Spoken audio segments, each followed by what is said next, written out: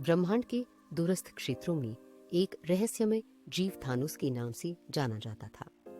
Titan ग्रह में जन्मा था थानोस ब्रह्मांड के राजा ईगो और उसकी रानी मेंटा का पुत्र था।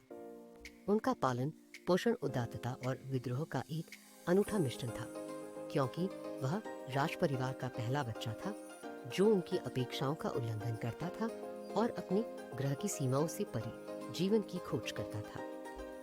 थानोस की यात्रा तब आरंभ हुई जब उसने अपने ग्रह के अवशेषों में अनंत गैंटलेट नामक एक दुर्भाग्यपूर्ण वस्तु को पा लिया।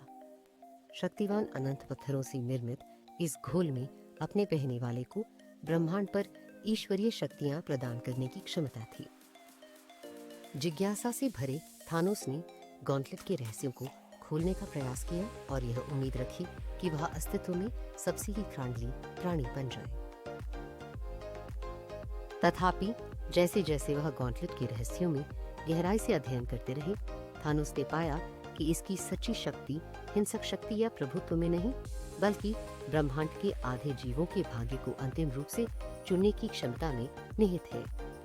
सत्ता के लिए अपनी इच्छा और अपने निर्णय के महत्व के बीच झिझकते हुए थानोस ने अपने कार्यों के सच्चे परिणामों को समझने के लिए एक अभियान शुरू किया। अपनी यात्रा के दौरान थानोस ने अनेक शक्तिशाली जीवों का सामना किया, जिनमें एवेंजर्स भी शामिल थे, जिन्होंने उन्हें अपनी विनाशकारी योजना को पूरा करने से रोकने का प्रयास किया।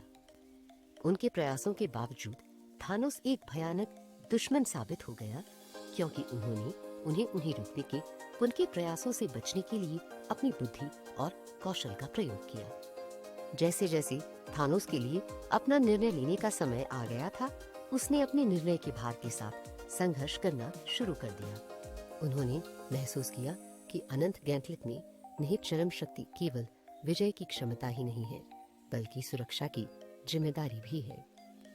थानोस इस निष्कर्ष पर पहुंचे कि उनका भाग्य ब्रह्मांड का शासक नहीं होना था, बल्कि उसका संतुलन बनाए रखना।